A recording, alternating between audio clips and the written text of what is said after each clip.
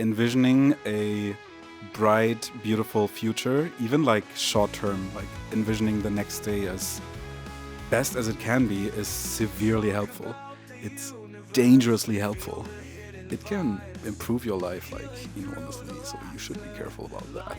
Some things that trigger us, they are not triggering us because, or not only because the situation is doing what it's doing to you, but also because we look at it from a childish perspective or from a past perspective where we've been hurt a lot or we've been alone or whatever. So it becomes increasingly more intense and terrifying. So, and we neglect all the proof of the opposite, and we only look at the things that confirm our belief, our fear, basically. Welcome to our first ever live podcast episode with Jannick, Ashley, Tim. Yay! And we have our cover song ready. I think last time was the episode where we did it. I mean, you guys already know it from number one, but we are still very excited that finally we have it. Tim was singing it even in the beginning. And this episode was so exciting because we used insults to heal. How does that work? And we kind of did a little idiot's guide to how to use parts work for yourself, what our psyche-hygiene is. And there were some very wholesome moments in the end where Tim was holding space for me. And Jannick almost cried. I did. I admit that. stay to the end to watch that. And Tim shared actually live a healing process where he went through expressing one of his parts that hasn't been expressed before. So many exciting things happening today, a lot to learn, a lot to take with you. And what does all of that have to do with toilets and flushing? Find out in this episode. See you on the other side.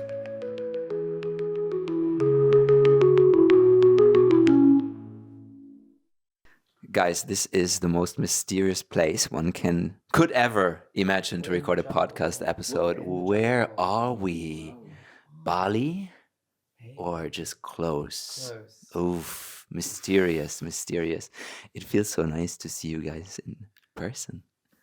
I can touch you. I can smell you. About to have an orgy.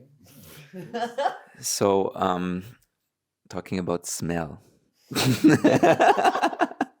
So, Ashley, how important is it on a scale from 0 to 10 that when you meet a person, you need to kind of be addicted to the smell? It must be like, oh my God, this is a rose. This is better than any flower I've ever smelled. I want this in my life. Or would you say yeah, I can be with, I like the smell, but it's kind of maybe it develops over time once the hormones kick in and the love, and the intimities, and I get used to it. Where are you at on this kind of scale? I love that we went straight in on this. So the spiritual part of this is that actually one of my gene keys says that my smell determines how I sniff out the truth, and I can smell when someone's not being truthful, and that actually for me, and I always joked about this with my friends in the past, that I need to, if I met someone online or on a dating app, I can only know if I'm going to like them when I hug them and when I smell them, and I will know straight away from smelling someone if I would want to be intimate with them. So for me, it's not that I have to be addicted, but there's a very easy, I want to go towards that or I don't want to go towards that. And then there's no option of it growing because I just wouldn't even even if they're the super hot, most hottest person ever, I'm it's just not kicking it for me. It's super, super crucial. And I've had it happen twice where I had a online person that we're meeting and we want to meet finally. And then I met them and hugged them and I'm Not working. And I told them that beforehand. Before we met, I was just so you know that I need to smell you. That's so brave. I feel one of the hardest thing and probably shameful things as well to feedback a person is, hey, I don't like your smell. Because it's really personal and the person can't do anything about it. It's just a fact. Maybe that can also help dealing with it. But I broke up with someone when I was 16. I broke up with someone because they smelled really bad. But I realized because their dad and family is from Iraq and they eat certain foods, and actually how it was coming out, how the foods and the spices were coming out in his smell. For me, it genuinely smelled like dog poo. And it was really hard because I really liked this person. And I was asking my friends, does he also smell bad to you? I really I couldn't be close. I was it's impossible. So I broke up with them. Yeah. Fuck. That's We're getting used to the mic as well. we're using one mic, and people can't comment. Like if he has already like so many comments and laughters and things in his mind, but he's like containing. So maybe containment, the masculine containment will be one part, one theme in this podcast. Deep stuff. And you guys didn't hear that well because it was coming from the background. But now I'm gonna pass. Always hold the mic, and then you both have to lean in. You want us to be close to you, right? Yeah. So what's your take on my question about the smell, and then also about how easy it is to communicate that with someone? Smelling just reminds me of my math teachers in the 5th grade that would just come from behind me and would just grab over me and be like, "This is wrong." And I'll be like, "Thank you, sir."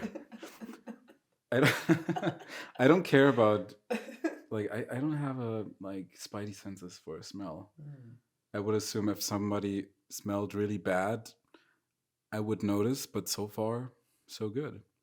I don't have any smell stories or aversion or something like that. What I do know, though, is that smell, when someone is, these people who, when you're in a group of friends and you walk down the street and you pass like a place where there's a lot of trash that really smells, the people who are higher in orderliness tend to be more like, oof, they have a more aversion towards disgust, which is interesting. Adolf Hitler had 3 showers a day because he was so full of disgust, and he was obviously like the worst orderly person ever. So the worst person ever. Yeah. I can add this in. About 4 months ago, I bought some pheromone perfume. And this was very interesting. So pheromone perfume is something that it's also like you get influenced about it. But I was very curious about how it works, because there's some perfumes that I wore that people would always be like, "Wow, what, that smells so nice." And I haven't worn perfume for a while. So this perfume is meant to be attractive to males. It's got some stuff in it that like apparently they really notice. So I was like, this is hilarious. Let me try this.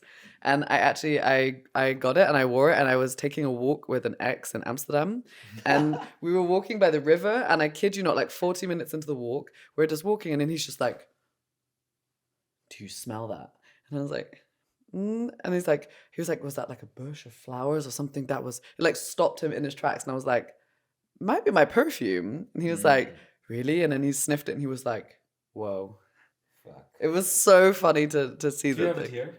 No, I didn't think we'd talk about my pheromone perfume today. Admit it, you're wearing it right now. No, otherwise more stuff would be going on. That's why you took the microphone in the middle and just like, get close, guys. I think you haven't noticed yet.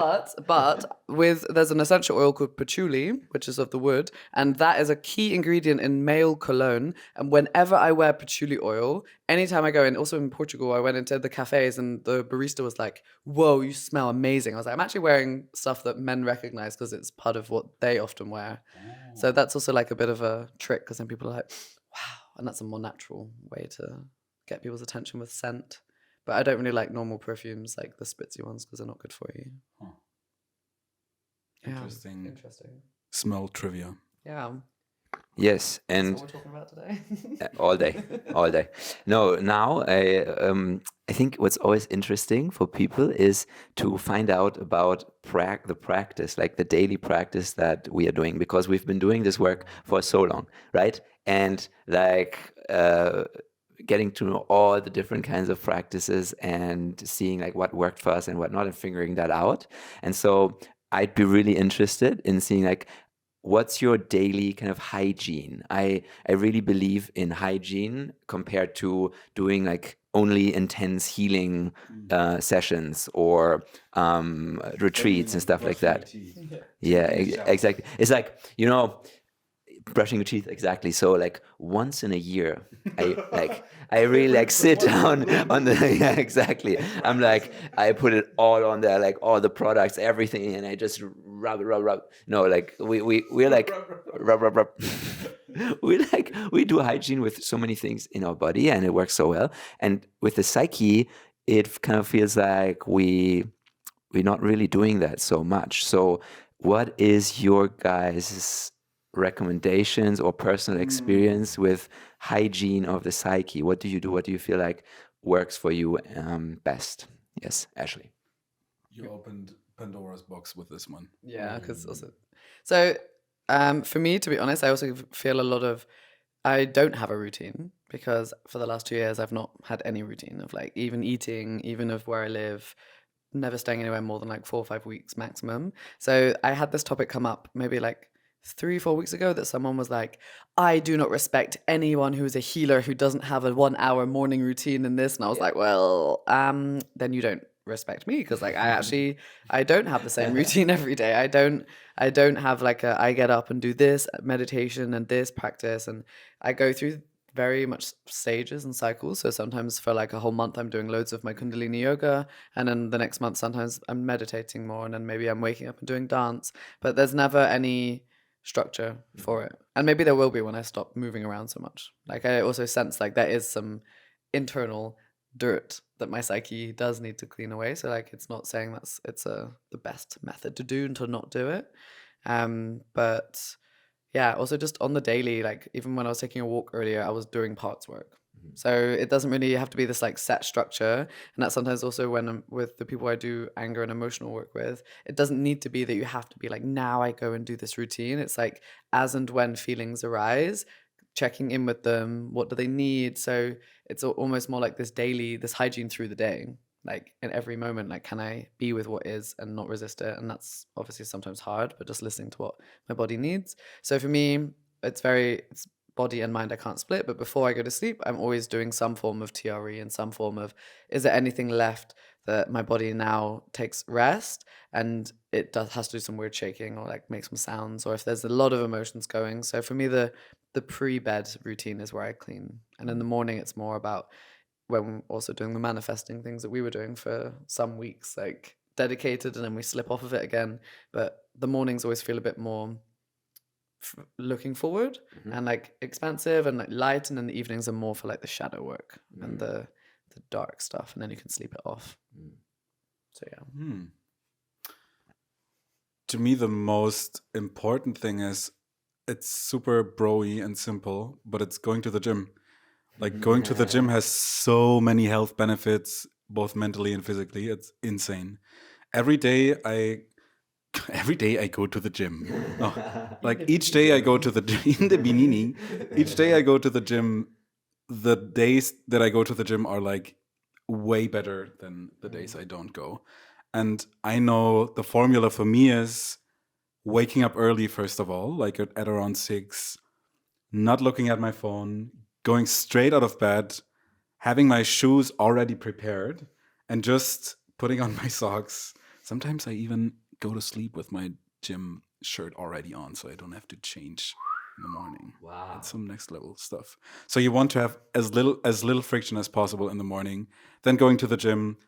Maybe in the gym there's even a sauna. Doing that, coming home, breath work, 10 minutes, 50 minutes, and meditating for 10, 15 minutes after that. If I do this, like come what may, the day will be good. May. I love it. I love that. Yeah, come what may. Just do what Tim said. All right. Come what may?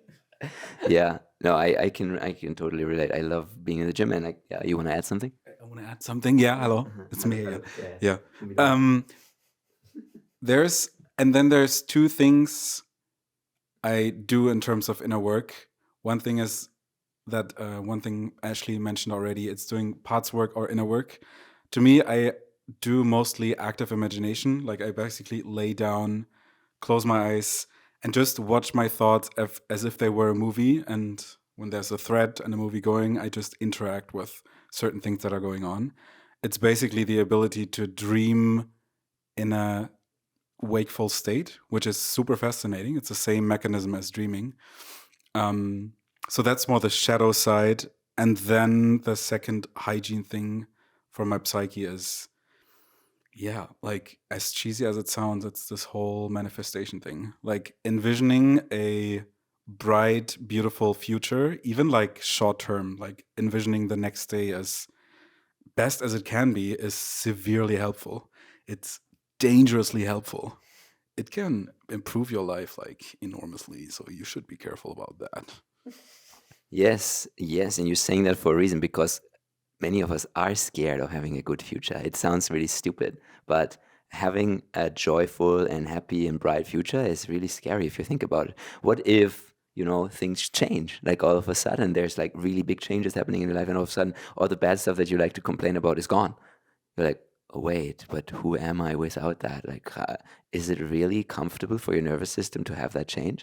And imagining is like one thing that I guess is preparing you, and another thing doing the shadow work. And it seems like there's two aspects here, because it's the same for me. We have one kind of like psyche-hygiene that focuses on the shadow work, and one that focuses more on expansion, right? Like I saw that in all of us, so that's very interesting.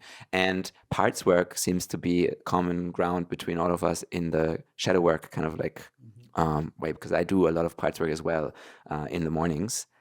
For me, it's in the morning. And so how do you guys do that? Like, how do you start? How do you find an entry point, and then how to like do the parts work? You already mentioned you're doing like active dreaming. I'd be interested in like, how did you get into that? Because I really feel like people who are listening, when there's one thing, if there was one thing that I could recommend, it would be, when you want to do shadow work, and shadow work should be part of your psyche, of your hygiene, do parts work. So how do I start doing parts work when I'm not a therapist and I don't have an emotional release facilitator around, stuff like that? So like, how do I do that on myself?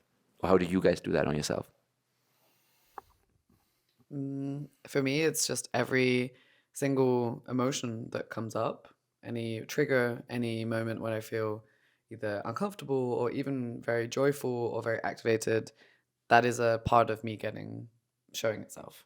So, at the last couple of years, it's been very much, feels more like a lot of more child parts coming up. So my process has been way more of like staying in this loving parent energy. And when these younger parts are arising that really just need to be reassured or loved or seen, that's majority. It's for me, it's dialogues is very helpful. Like I can't see as much. Like I struggle to do it in Tim's way, even though I see a lot of visuals in sessions, but to guide it myself, it's my brain's already analyzing too much the images I see and I can't fully drop into it. But for me, dialoguing, speaking out loud, having conversations, I'm using the voice, doing sounding, sometimes like giving sounds to like how these parts want to express or what do they want to say, writing letters to them, from them. This is all things that were like the entry points for me, because my first entry to parts work was actually having chronic fatigue.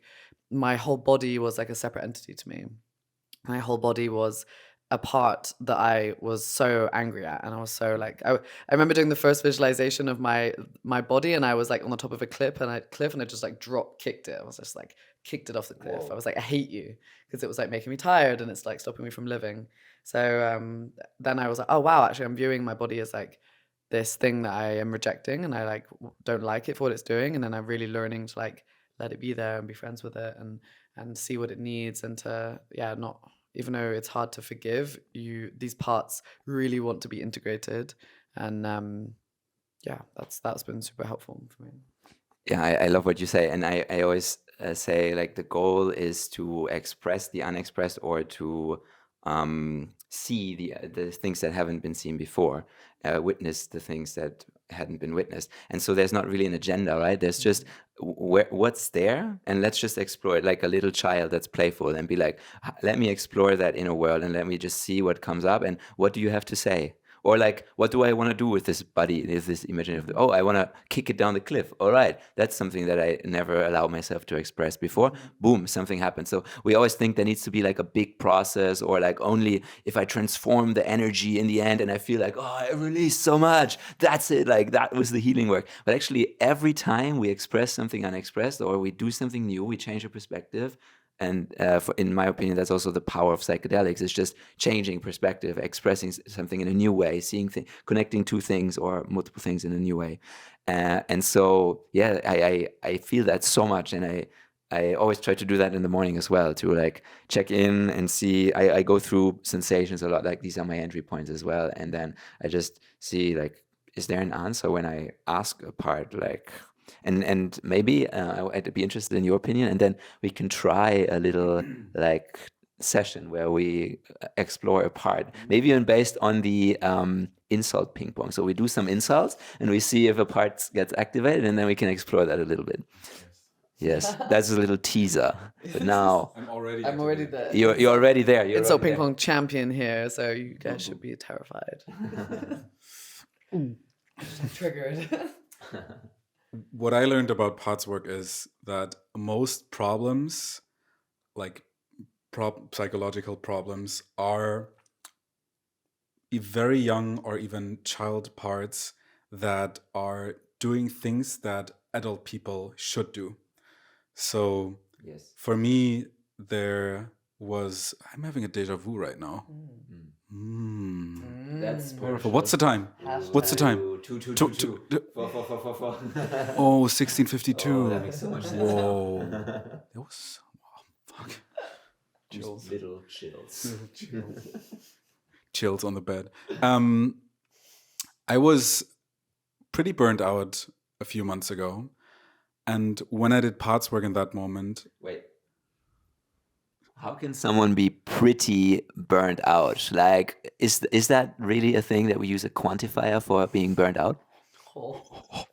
Is that already the insult ping pong? I was dangerously burned out. I was coal. I was burning. I can tell you that. A well done steak. The reason why I said that is because this is such an essential part of parts work. If we want to unblend, we want to give that part the full expression. So once we use quantifiers, we blend two parts. We have one part that says I'm burned out, and one part that says, actually, it's a bit shameful to say that I'm burned out. Let me quantify it and saying I'm a little burned out. So actually, there's already two parts combined, and we always want to, in parts work, unblend. That's why it was a beautiful example there. Oh, that sneaky smile on there. you got me. You gotta say that. You gotta say that. Amazing. Wow. That was so fake. Be more authentic. Boy, that made me cringe so hard. I don't know how I feel about you just grabbing the mic every 2 minutes. That could be the part that we could explore. Yeah. I think we found something. You seem quite triggered, and it does something. Maybe so you want to explore that part live after you shared the intellectual things that you want to share. Okay, let me see if I even want to share something now. Exciting stuff. Parts work. Where was I? You were pretty burnt out. I was pretty burnt. Yeah, I was saying pretty burned out because a part of me was like, I don't have a burnout diagnosis. I haven't seen a psychotherapist back then. I would assume that would... It's starting. It's starting to burn. I think more parts in you are coming up than in me, actually.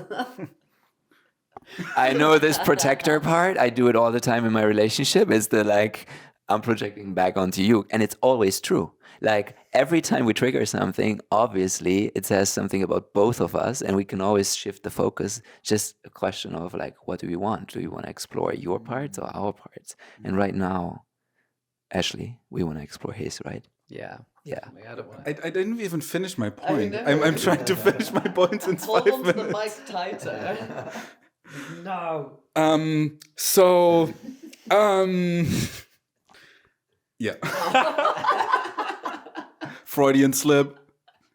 Everybody was... Explain for the people. Explain for the people. Slapped me in the face by accident. Maybe I'm just not meant to finish the point. Yeah. Maybe that's a couple of months ago, you were pretty burnt out, but you had no diagnosis, so there's no validity in your burnout. Jannick, stop. He wants to be seen, but he's not being seen. We always take it away from him, like the microphone. How does it make you feel? It's I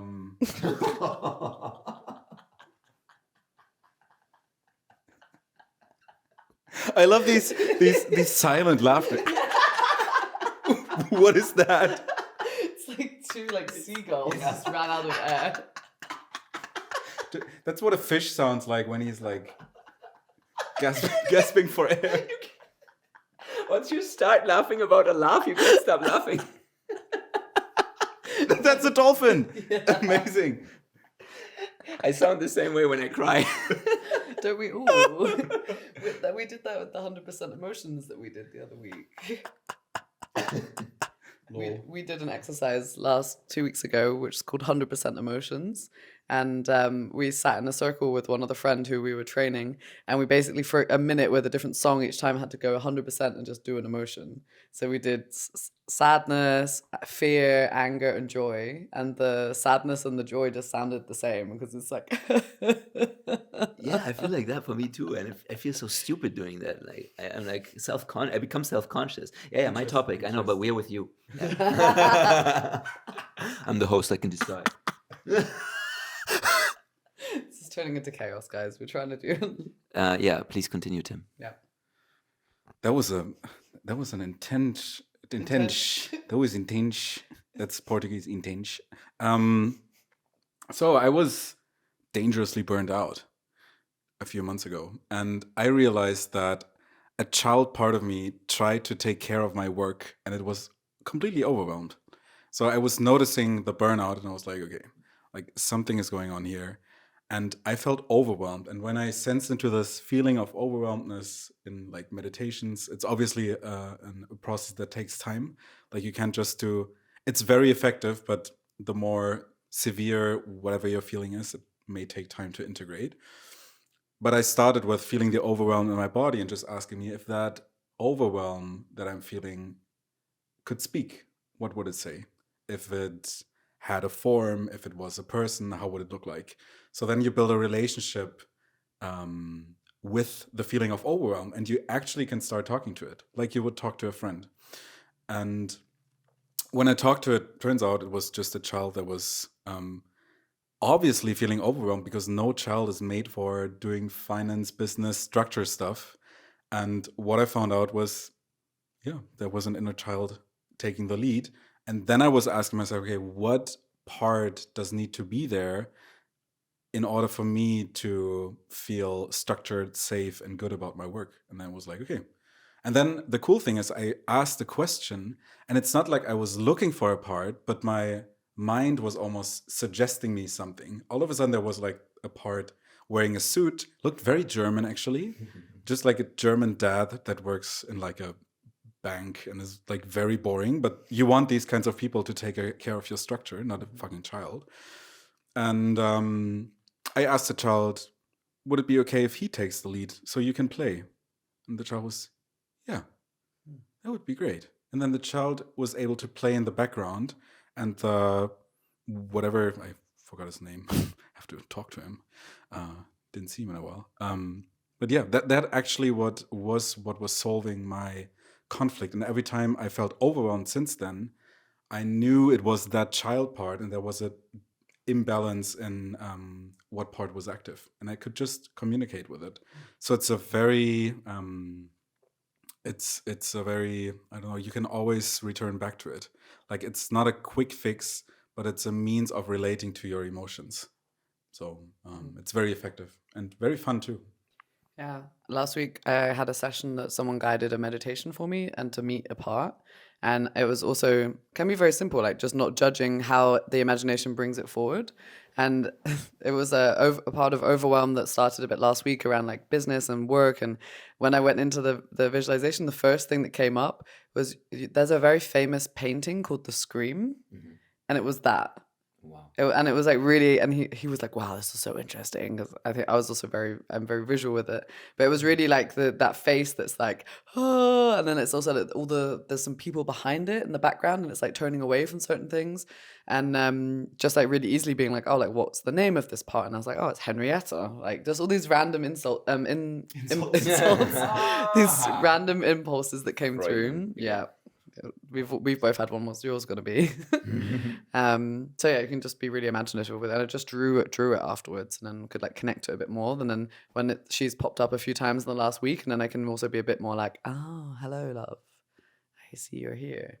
What do you need? And sometimes like she needs me to make a sound and just like wail in the shower or something. Wail? Yeah, I was wailing in the shower. I feel like there's a lot of things that we do in this work that could probably get us put in the psych ward. Yes, Yeah. that was my thought as well, and that probably prevents people from doing it, even though because it's weird to trust that, right?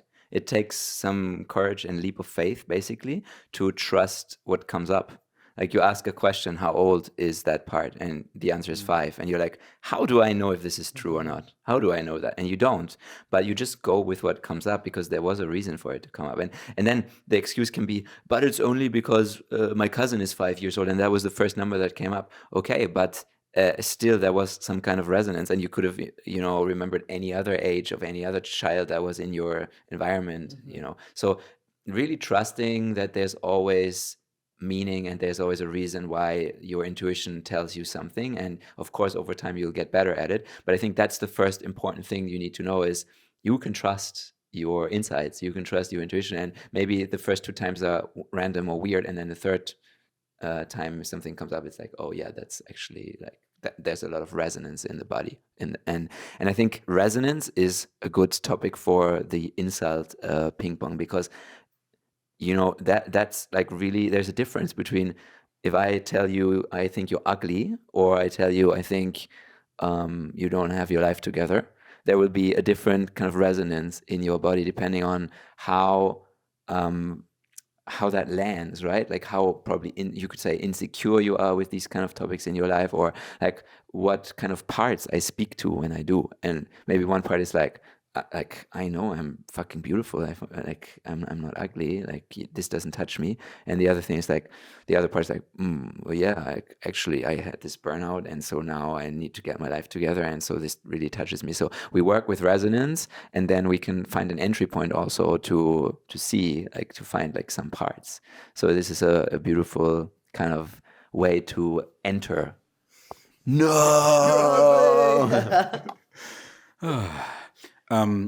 Also, what I want to say is to just start getting fascinated with the fact that something in you is constantly producing thoughts that you can just listen to and watch.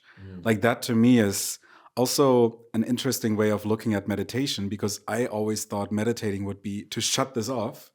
But right now, what also is most relaxing for my body is just to allow everything to be there and to literally just watch it, not even engage with it, but just watch, listen to whatever, with whatever comes up.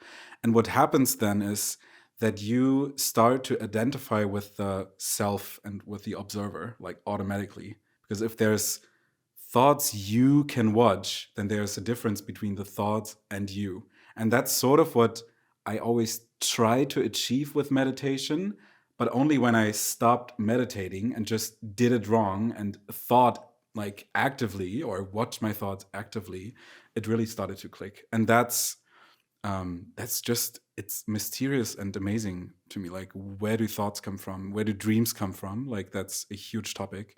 And I don't have an answer, and I don't want it. I just want to be fascinated by it. Thank you.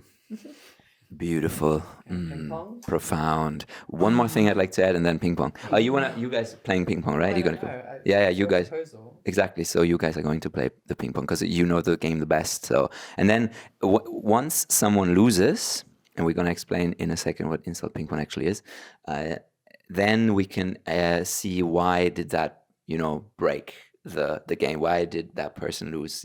What part was active there? Like, why did Ashley or why did Tim touch that part in the other person? And one thing I wanted to add is, because that's such a nice concept that goes along with what you just shared, is the concept, and I think this is a term in psychotherapy, ambiguity tolerance. So the tolerance of ambiguity, of different perspectives, holding different perspectives that kind of like contradict each other at the same time. So I shared earlier in the car, loving someone and hating someone at the same time, being angry at someone, being hurt by someone, and being happy to have them around at the same time. And the more you allow this, or the more you kind of cultivate that in your life, and parts work is, in my opinion, one of the best tools to do that, the happier you will be. Because the more you get into this role of, I am the observer of life and all these like spiritual things, like God is the consciousness behind everything. But if you come more from this like parts work perspective, you see it's like tripping on life. It's like seeing the movie of life, seeing the trip of life with all its contradictions, and being able to just see that without identifying with some of them. Because the problem always is being created through identification with one of the parts that then contradicts another one, and then you have a problem, because then you need one or the other. And the moment you step back and you allow the parts to all be there, that's when the magic happens. And I feel like, the more I cultivate that in my life, the better my relationships get, the happier I am, the more relaxed I am, because all the tension, again, and all the stress gets created through identification with certain parts. And I had this beautiful image on my last acid trip last week on the festival, where I was in front of an altar, and it just came to me. I was just like putting my hands on the ground, and boom, all of a sudden it just came in, this image of a tribe, and the tribe was me, like all my parts. There was an indigenous tribe, and there was like a leader, and there was a lion, there was a wolf, there was a little baby, there was a weak woman, there was a strong, powerful woman, like all these parts sitting together in a circle. And there was a fear coming up. So this little fearful boy stepped into the middle, and everything was silent. All parts, like the most respective one, the ones with the most status, the most powerful one, and the weakest ones, and the most loving ones, and the oldest and the youngest, they were all just completely silent. And there was clarity that this is the most important thing right now in their life. And there was no doubt. There was just certainty and clarity to listen to that little boy and to just watch him express whatever he needs to express. And there were like, literal chills again, like on my body when that image came into mind, because I felt so deeply touched that I can give this to myself. Like I can have all my parts just be present and allowing the space for this one child to express itself. And then now in my relationship, we even like kept going with that. And now we have like 2 tribes, me and my partner's tribe, and they can all sit together in a circle and listen to that little boy or to that little girl or whatever part wants to come up. And it's such a powerful image because it creates this atmosphere of being a team. Like we are a team. There is no contradiction all of a sudden. We just merge into a team that watches a part that wants to express itself. And I really think that's a beautiful image to portray ambiguity tolerance, where there is all these perspectives, but they can all be there at the same time, and we listen to one of them and just let it be there. Yeah, that was beautiful. Thank you. I also don't want to play insult ping pong. You don't want to play it? I would rather you both played it. Because my heart hurts today. I don't want to play insult ping pong. And I'm also really good at it, and I don't want to like stop being friends with Tim because of it, and I don't want to insult you today. So it's almost like I'm so powerful that it's like Thanos, like when he gets the final stone, like I don't want to like end the universe. So I'd rather you both, if we have to play it. With great power comes great responsibility. Thank you, Uncle Ben. Wow.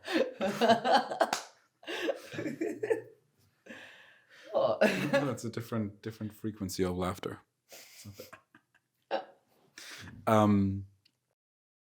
It's amazing that you bring that up, because I was thinking about that a lot lately, and I think it's touching upon something that we mentioned earlier.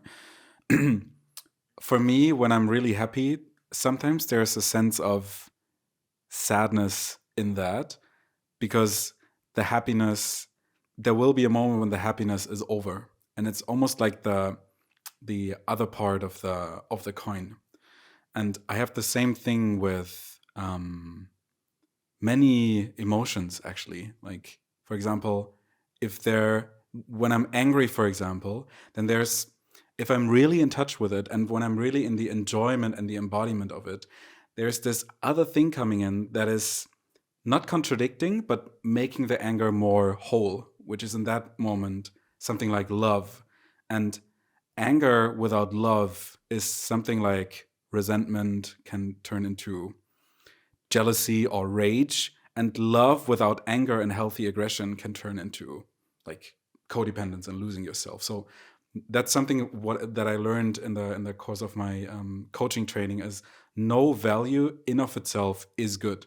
It always needs another part to become whole. Like when I'm saving money all the time, but I'm actually not and in the enjoyment also of spending money and being like generous with it, then I'll be very contracted. I'll be fearful around it. Whereas I'm only spending money and I'm not being able to save it, I'll just have no money in the end. So with everything we do in life, it's very important to include the opposites, because that's what's making it whole. And that's also what creates the contrast that makes life beautiful. Because if the sun would always shine and we wouldn't have night and we wouldn't have sleep, there would be like, it's hard to imagine, but to stay in that metaphor, there wouldn't be a difference. There wouldn't be a way of cherishing the day and really enjoying it. And that's the case with a lot of things. Yeah, I love that. And to me, immediately it brings up the topic of why emotional repression is so important to like heal or to look at, because emotional repression is basically creating a disharmony between the two sides. It's like, I can be sad, that's not dangerous for my system, but I can't be angry. So the healthy counterpart is missing. So we don't have access to the full spectrum of the emotions. So constantly we feel like we need to find ways in our lives to like manage things and to avoid the anger, for example. But if the full spectrum is online of both, love and anger, or like sadness and anger, whatever it is, then it feels actually healthy and like full. And I think the main reason why we can't do that is because in childhood we label some of the emotions as dangerous because we lose connection if we tap into them. So we still believe that as grown-ups. So yeah, it aligns so well also with the topic of let's fucking look at what we are repressing and let's bring it out, let's express it, and then we become whole again and we can have both. We can love someone and be angry at the same time at them, and that is so powerful and so balanced, and yeah, we can see the value in both. All right, so now cut something like really deep, and like we have a lot of ambiguity tolerance, so we can hold. I notice my energy is like dropping a bit, so okay, so we need something new. Yeah. All right, that was like too deep. We need to bring in some anger and some joy, right? Like that. These are the emotions that are missing. So I have no idea about this game actually because I never played it. It's not a game. It's not a game. Okay. First misconception. Yeah. Okay. And I'm quite fragile today. So maybe just play the game with myself. Yeah, so why don't we use just like some insults? That's how I know it, as like a shadow work technique, to see if it does something and like maybe see a difference in. So not uber personal. Exactly. Just generalized insults. Yeah, generalized. Like so for example, you're a poo-poo head. I'm a poo-poo head. Yeah, that does nothing. Okay. Except for laughter. Your hair is bad. Yeah, that's already like doing a little more. Because I don't want my head. Yeah, my tolerance is really low. Like I'm gonna start crying very soon. What do you mean, I actually won a round of that by using that insult on somebody at our work once. With the hair? Yeah, because I didn't even realize it was a topic for them. I was just like, your hair is stupid, and he was like, and I win. How do you win a round? If somebody can't come up with an insult quick enough, or they're so triggered that they can't talk. Okay, yeah. Because it's meant to flow nicely back and forth. Like, ping pong. You're ugly. You're smelly. You're very ugly. Your mom is smelly. Your knee is smelly. Your dad is poor. Okay, so now you... Your dad is poor. This is. No, I don't even know. I don't think. Yeah. We'll start the game then. No, but this is so interesting. This is so powerful. I mean, this sounds horrible, like just people insulting each other, but there's so much in it because we can use our bodies as instruments to see what is unhealed. Yeah. What is unhealed. Yeah. Yeah. So let's do that. But since I'm fragile, Tim, would you be open to explore a part that we will bring up through insult? Like Ashley and me, we'll just insult you, and you kind of give feedback what the thing does, if it does something, if it activates something, and you can choose the level of intimacy. Obviously, we can all do this. But okay. Do this first. Okay. Yeah, sounds good. So we're not playing ping pong, but just we're insult ping. Insult ping ping ping ping ping ping ping. No pong. Insult ping, no pong. So I'm just getting insulted, basically. Great. I love that game. Until you get triggered. And then you every insult, you give us a little feedback about the body reaction, what you notice. Oh. Okay, I'm gonna this. Okay. Okay. First of all, how do you feel now, knowing that soon you will be insulted? I can already tell that Ashley is just pulling up all her most dangerously vile parts and is going to shred me into pieces. So No, that we're not doing uber personal ones. It's going to be more generalized ones, like your hair is bad or something. Let's start with that. Your hair is bad. and I have the most amazing hair. Other than not doing anything. Sorry. Yeah. So you're a disorganized person. Okay. You have body odor. What? You have body odor. BO. BO. Slight cringe. How does slight cringe feel? I have strange images coming up, like a toilet that has been flushed in my stomach area.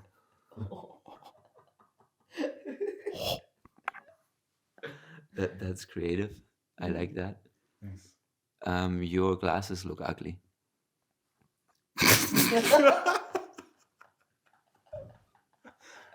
Okay. Did you see how he was pointing back at me? It was Because I was amazed by your face. I did not say that. I didn't. It's like, I think it works better with two people doing it, because otherwise it's just really hot spotting. Okay. Yeah, I'm really just holding back. Like I'm too mean on this. You're holding back? Okay. Maybe you need to insult yourself then, because we don't want to do it because we don't want to hurt you. an erection. Ah. In the toilet. An erection. Freudian again. Let your dick speak about this. You know, If your dick could make a sound, what sound would it make? Right. So take us through the process of like, how would you work with your inner parts now when this toilet flushing thing would be your entry point? What was the insult? BO. Yeah. Body. I stink essentially. Okay. What I would do now? Let me hold your hand. Hold my hand. I'm sweating. I use sweat, but it's also hot in here. Let's be honest, guys. No, that doesn't help.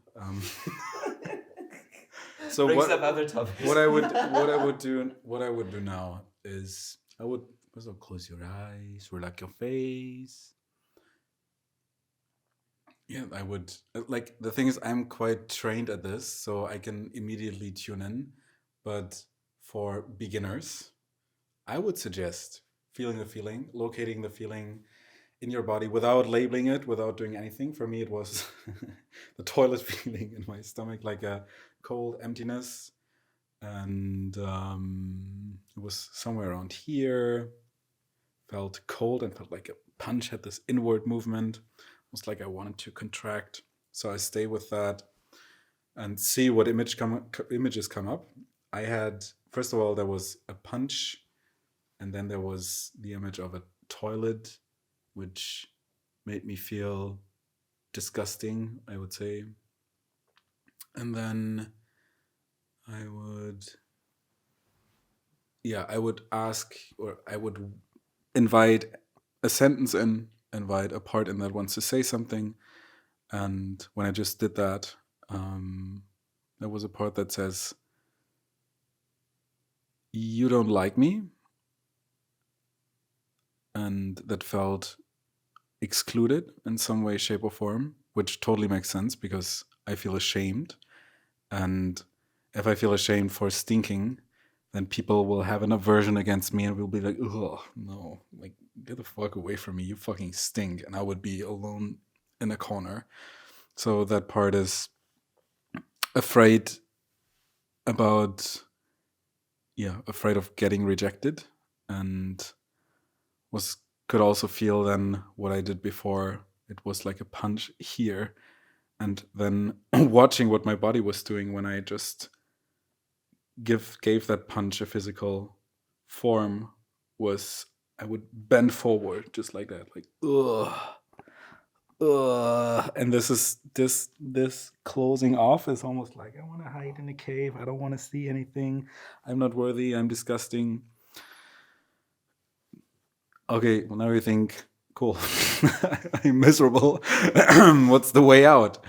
The way out is just first of all noticing that this is coming up, and like Jannick said, getting into a more observational mode.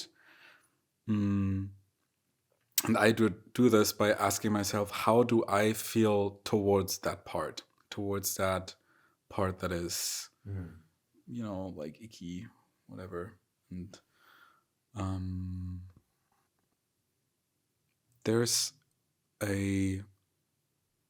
sadness, like I feel sad and compassionate for the part that is like, yeah, that must be really hard to feel ashamed and to feel so ashamed that you just want to hide in a cave. And now that part is looking at me, like sort of being like, oh, like looking up and being like, he understands me, he sees me. And I can also, and then I would say something like, and I can also tell how much you love Ashley and how much you want to be respected and seen and to be close to her, right? And he's like, yeah, and that's why I'm so sad. And I can see the image of that part just constantly changing. It's actually getting older. And now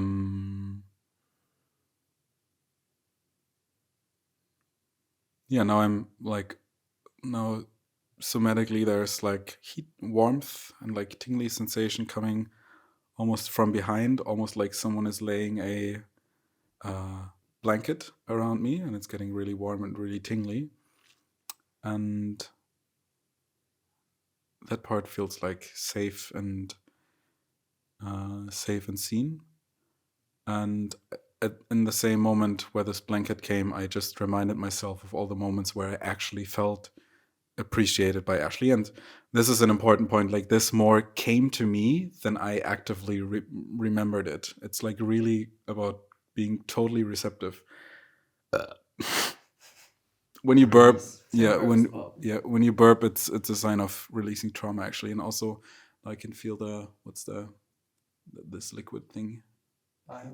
Bile, yeah, acid coming up here. So my body is actually doing stuff. My nervous system is regulating. I'm either like, it could be either yawning, burping, or yawning. So yeah, a part of me felt unsafe in the face of this insult. I got in contact with the somatic feeling and asked myself, like, the part for me was already there, but usually when you have the somatic feeling, you ask, how would the part look like? What would it say? Things like this. For me, because I'm trained, it was almost automatically. And what changed now is when I opened my eyes, it almost was like I got a new pair of glasses and I see everything way more sharp, which is also a sign of a change happening. I'm way more present. My perception is like better. Feel more safe within myself, and also safer with you. Honestly, like I was a bit. It's the first in-person podcast that we caught, and that was like a bit of not anxiety, but this new thing, things like this. So this has completely settled. Boom, healing. That's how it's done, guys. If you do this, like how long did it take? 5-10 minutes? Like if you get really, and it's not hard to get good at this actually. Like maybe you find like an IFS or emotional release, whatever practitioner to do this with. But the cool thing about this, you can do it everywhere and at any point. Like you can do it also at some point you notice parts coming up, for example, within a conversation, and you can directly get in touch with them and you know what they need because you've encountered them before. It makes things so much easier. Like it's a bit freaky in the beginning because you am I psychotic? Like I have images coming up, but that's what's happening the whole time. Like, Cool. Oh, that was beautiful.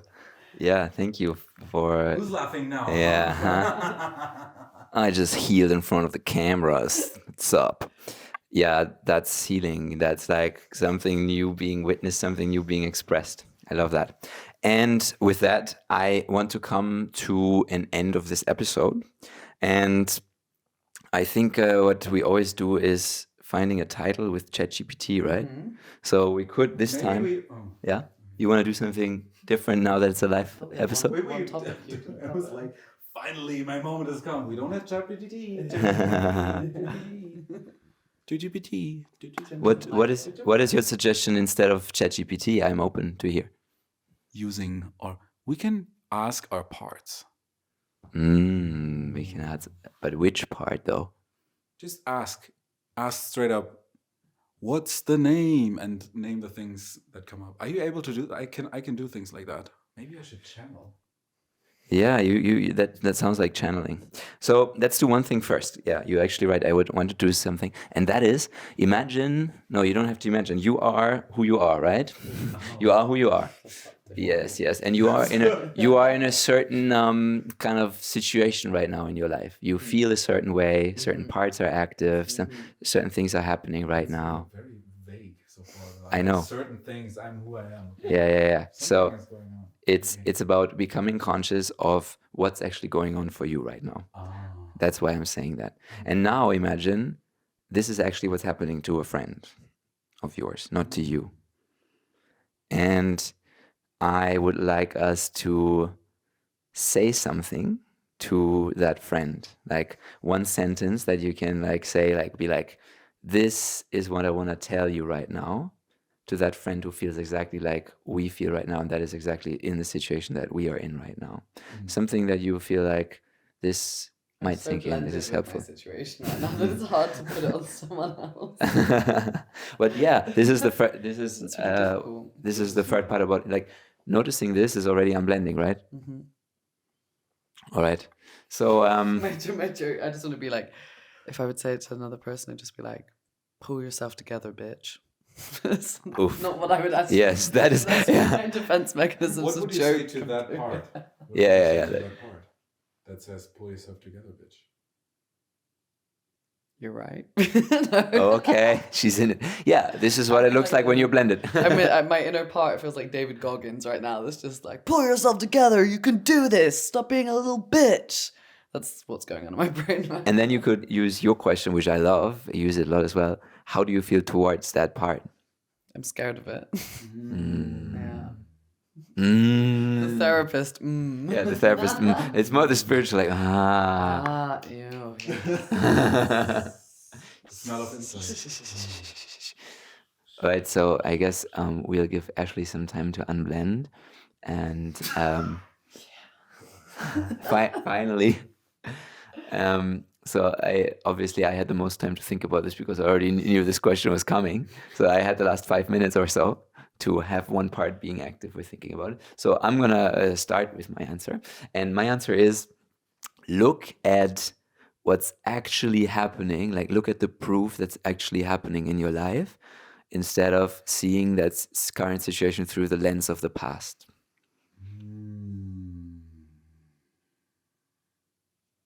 Yeah, let that thing sing. I'm German. Are we saying because we know what's going on, but people listening don't know what you're talking about? Yeah, so it's about my relationship, and it's about like certain triggers coming up, and these triggers, I mean, I don't want to go into too much of a detail because it's too personal, but I think everybody can relate that some things that trigger us, they are not triggering us because, or not only because the situation is doing what it's doing to you, but also because we look at it from a childish perspective or from a past perspective where we've been hurt a lot or we've been alone or whatever. So it becomes increasingly more intense and terrifying. So, and we neglect all the proof of the opposite, and we only look at the things that confirm our belief, our like fear, basically. So allowing us, or allowing myself in this situation, or my friend, to look at what's actually going on. Like, let's zoom out for a moment and let's look at what is actually happening, and not ignore all the things that disalign with your perspective. And I think that that's like a beautiful advice for me in my current situation, and that helps me a lot, bringing things into perspective and not being too caught up with the trauma energy that's around this topic. Yeah. And maybe one last thing on this topic is, you can tell how much you are connected to self or to the observer by the degree of compassion you have towards yourself. For example, when I said I'm sad towards that part that came up, it was more like a compassionate sadness, like I'm feeling with you. So I was pretty connected with self in that moment. But if I was, for example, I'm fucking angry at that part, then you can, again, ask yourself, how do I feel towards the anger? And it's like, oh yeah, I can actually understand that that part is angry. Like, it sucks to be in this or that position. Like, of course he's angry. And it's like, okay. And then you can start inquiring about all the other parts. So it's really about getting to a place of compassion and calmness. And that is what happens when you unblend. Like, unblending is not, oh, I'm fucking enraged and I'm like, this is my opinion and it's meant to be that way. It's just like, no, it's like the goal is like, I don't know if goal is the right word, but the destination is peace. And that's, for some people, that's a long journey, because there's a lot of, we call them protectors, that are protecting, and you have to go through all these layers until you arrive actually at your innocent self. And that's when healing begins. And then you can start relating from that place and actually reconfigure and rebuild relationships. What I'm open to right now is to actually use ChatGPT. I would grant it one more time that we use ChatGPT, okay? Okay. For what? For answering my question, or for finding the title? For the title. Yeah. Well, you haven't answered my question yet. What was It was, what advice would you give to your friend if he was in your situation? In my position right now? It's hello. This is Tim's friend speaking. What I always say is, like, when I'm in states like this, is Just tell Tim directly. yeah, that must be really hard. Like, I can see that it's very stressful, and I totally understand that. And it's totally fine, and it's gonna be okay, and there's not the end of the world. And also, what helps me a lot is saying, there's like, you're not the only one having this problem. Like, you're not alone with this. There's many people experiencing the same thing, maybe a different version, but it's normal also to feel that way from time to time. And yeah, you're safe with that. Like, there's nothing wrong. Like, life has ups and downs, and the best thing you can do is just to be compassionate with it, and to be to relax into it as much as you can. And even if you can't relax, then that's okay too. Like, you don't have to do anything. The compassionate thing resonates. The David Goggins thing I said was a joke before. I have a part that's up at the moment that I have not met for 2.5 years. And so that's also just a part of, like, there's no way through it right now. I'm just having to, like, sit in it. And that helped a lot to hear that, Tim, to be compassionate with it. Because there's nothing I can do right now with this part. Like, it doesn't need anything because I don't know what it needs. All I can do is just, like, let it be there with the sensations that it brings up. And yeah, not to judge the sensations. Which is interesting, because I know you, and it's kind of the other part of the David Goggins coin. Like, the David Goggins is push, and what you actually need is a bit more of the counterpart of, okay, maybe let's do something, but let's do it with a sense of, it's okay, like, it's all right. Yeah. Nothing needs to happen. Yeah. Thank you. Wow, I like that. And I feel a bit, not a bit, now I'm quantifying. There's a part of me that feels touched and sad and vulnerable right now, because all the things that you said resonate. And I think they're beautiful to say to anyone who's struggling. It's always the same things, like reminding ourselves again and again, and then we forget again because we're blended with a part, and remind ourselves again, and also be compassionate with not always getting it perfect, and like not even though we have all this knowledge, we will be blended with parts, and these parts don't have that knowledge because they are acting from a child perspective, right? Like you said, Tim. So yes. Do you want to hear more? Do you want to hear more? Okay. Daddy. Save me.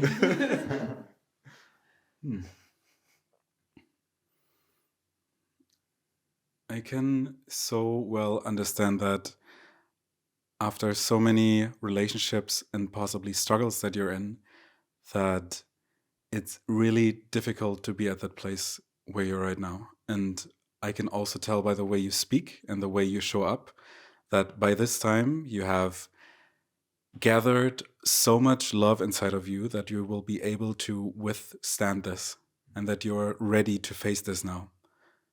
Like all these waves that used to crush you in the past, I have a feeling that you are able to be with it, that the waves are crushing in your face and you're just like, I'm here, I'm not going anywhere. I'm staying with that. And there is a sense of healthy dedication and determination in you when I hear you speak. The thing of, I'm like, let's crush this. Like it's been a pattern for so long, and I'm finally ready to face that dragon with everything that I'm showing up. And at the same time, I can just also tell that it's really hard to be cracked open and to have all these ghosts flying out of your heart that want to be seen, that want to be met, and they're like swirling around you, and there's confusion, and it's like, where do I need to look first? And at the same time, I think you're able to bind that energy now, and you're able to withstand that, and that's amazing. White truth.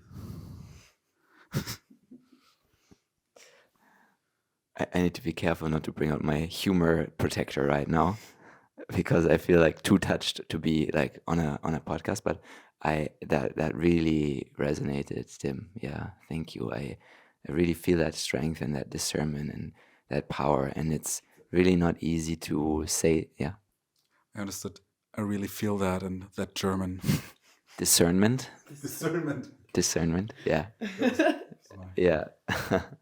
So yes, and now like it's so interesting to observe yourself, like how the body is like stretching and like trying to like get out of uncomfortable situations, and allowing this, like really allowing this to sink in your words. Yeah.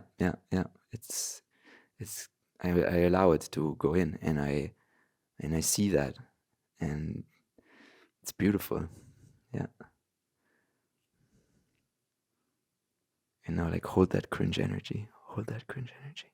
Shh. I don't know if it translates. Guys, leave a comment if it translates. Yeah. Is there transmission happening? Are you touched as well? Yeah. First moment we're having a moment. Yeah. It's great. Happy for you both. Thank you. I hope people can hear you because I didn't give you the microphone. The laughter. All right, now let's find a title. I came up with the following suggestion: how to use insults to heal. Yeah. And now you're really biased, but maybe you already came up with something beforehand. Did anybody have any ideas you want to throw in? Just too present in the moment listening to all of your sharings. That could be another title. I was too present to find a title. Insults and burping. An Idiot's Guide to Parts Work. Oh, an Idiot's Guide to Parts Work. Parts Work 101. Yes, that could be the subtitle. Like we could Yeah. combine it. We could be like, how to use insults to heal, an Idiot's Guide to Parts Work. How to use sacred insults to heal. Were they sacred though? They were just insults. We made them sacred. We made them sacred. Isn't every insult sacred? Because it comes from truth.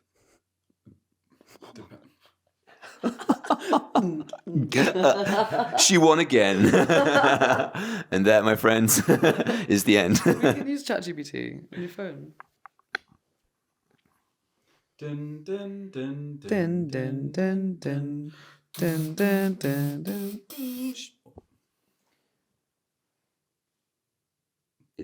So we spoke on our podcast about insults and how to use them to trigger an emotional reaction in the body and then use parts work to heal that. We spoke about Burps. toilets. And we spoke about, or not really spoke about, but we connected deeply on the topic of being compassionate towards ourselves and how. And it's the first ever live session. Yes, that's true. So Give what us a else to cover? funny, dark title for this episode. Yeah, it needs to be funny and dark, and it also needs to be, I repeat what Ashley said, and it also needs to be like Funny and dark. 5 titles. I want 5. Okay. Now we're waiting for ChatGPT to reply, and it's gonna actually like reply. It's gonna be like a real voice. Oh. It's like a part inside of you. That's what it sounds Yeah. like. Here are 5 title ideas that are funny, dark, and reflective of the content you discussed. 1. Burps, toilets, and emotional landmines, a journey into self-compassion. 2. Flushing out your inner demons, the art of insults and healing. 3. Trigger happy, how burps and toilets help us heal. 4. From burps to breakthroughs, unleashing compassion in the darkest places. 5. Toilets, burps, and triggers, the messy path to self-love. These titles mix humor with the deeper, darker aspects of your discussion while still being intriguing. Jesus. They're all great. Delivered. The frequency is high, ChatGPT. Also, every Wow. episode, I think we need them to play all of them, so we pick the Yeah, best exactly. one. Yeah. Resonance pick. I like number 2. Mm-hmm. Also, the toilets, burps, triggers, because it just sounds like I like all the alliteration.